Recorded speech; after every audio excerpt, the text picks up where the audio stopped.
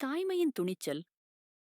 ஒரு பரபரப்பான நகர்ப்புறத்திற்கு சற்று வெளியே அமைதியான பல வீடுகள் நிறைந்த ஒரு தெருவில் கண்ணன் வசித்து வந்தான்.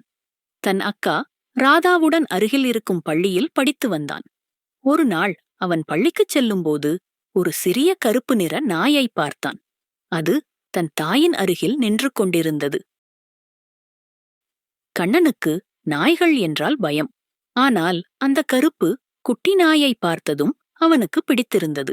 அவன் பள்ளிக்கூடம் போகும்போதோ வரும்போதோ அல்லது வெளியே சென்று விட்டு வரும்போதோ அதற்கு பிஸ்கட் போடுவான்.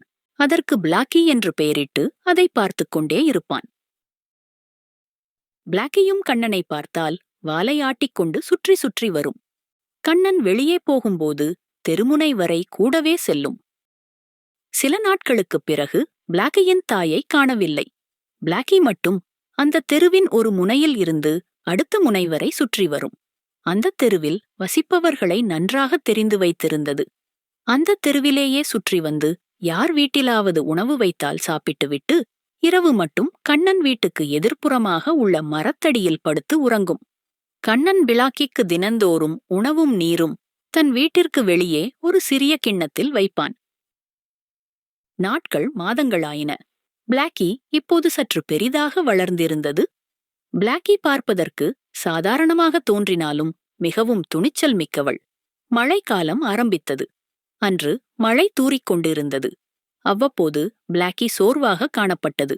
அதன் உடல் மெலிந்திருந்தது. ஆனால் வயிறு மட்டும் பெரிதாக இருந்தது.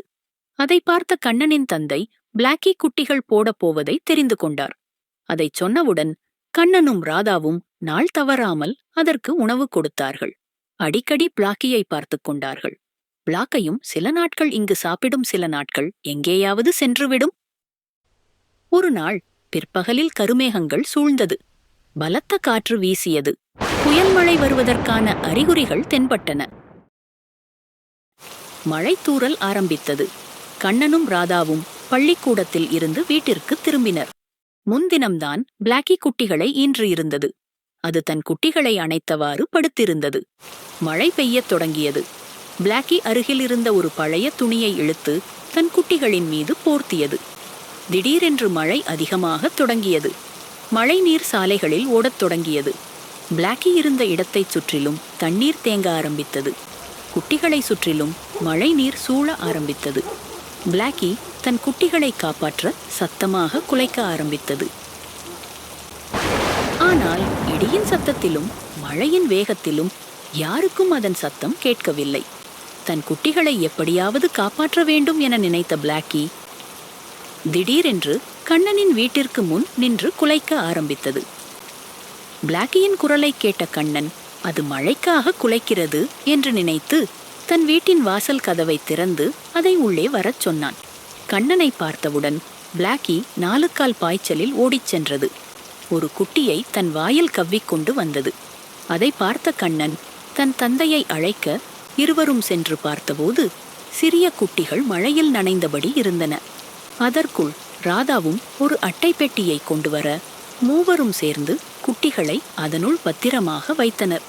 மிகுந்த கவனத்துடன் வீட்டிற்கு தூக்கி வந்தனர்.